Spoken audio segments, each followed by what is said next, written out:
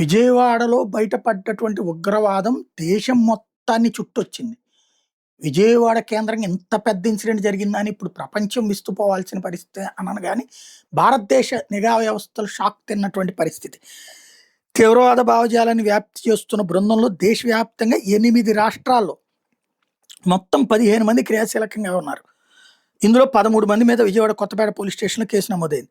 సోమవారం విజయవాడకు చెందిన రహమతుల్లా షరీఫ్, మహమ్మద్ దానిష్ మీర్జా సోహైల్‌ని అరెస్ట్ చేసిన విషయం తెలిసిందే. వాళ్ళ నుంచి సీజ్ చేసిన సెల్ ఫోన్ల ఆధారంగా దేశంలోని వివిధ రాష్ట్రాలు ఈ కార్యకలాపాలు సాగిస్తున్నట్టు కౌంటర్ ఇంటెలిజెన్స్ విభాగం సిఐసిఎల్ గుర్తించింది. మరో ఇద్దరిని గుజరాత్ పోలీసులు అరెస్ట్ చేసినట్టు పోలీసులు పేర్కొంటున్నారు.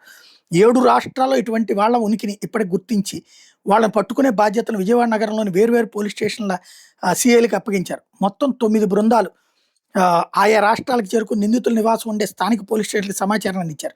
అక్కడ పోలీసుల సహకారంతో నిందితులను అదుపులో తీసుకుని విజయవాడ తీసుకొస్తున్నారు. ఇందులో భాగంగా హైదరాబాద్ చెంచల్గూడ ప్రాంతానికి చెందినటువంటి సయీదా బేగంతో పాటు కర్ణాటకలోని బళ్ళారికి చెందిన అబ్దుల్ సలాంని మంగళవారం రాత్రి నగర పోలీసులు అదుపులో తీసుకుని విజయవాడ తీసుకొచ్చి బుధవారం చీఫ్ జ్యుడిషియల్ మ్యాజిస్ట్రేట్ న్యాయస్థానంలో హాజరుపరిచారు. నిందితులిద్దరికి న్యాయమూర్తి బి రాధారాణి వచ్చే నెల 6 వరకు రిమాండ్ విధిస్తూ ఆదేశాలు ఇచ్చారు. ఆ తర్వాత వాళ్ళని జైలుకి తరలించారు. బీహార్, ఢిల్లీ, రాజస్థాన్, పశ్చిమ బెంగాల్, మహారాష్ట్రకి చెందిన యువకులు తీవ్రవాద భావాల్ని వ్యాప్తి చేస్తున్న గ్రూపులో సభ్యులుగా ఉన్నట్టు కౌంటర్ ఇంటెలిజెన్స్ విభాగం గుర్తించింది.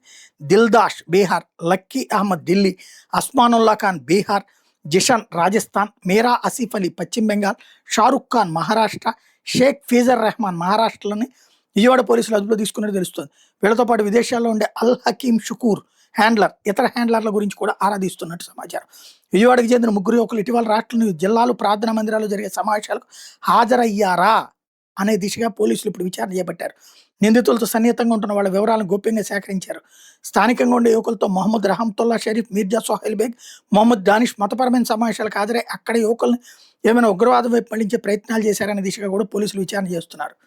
ఇది కీలకమైనటువంటి అంశం.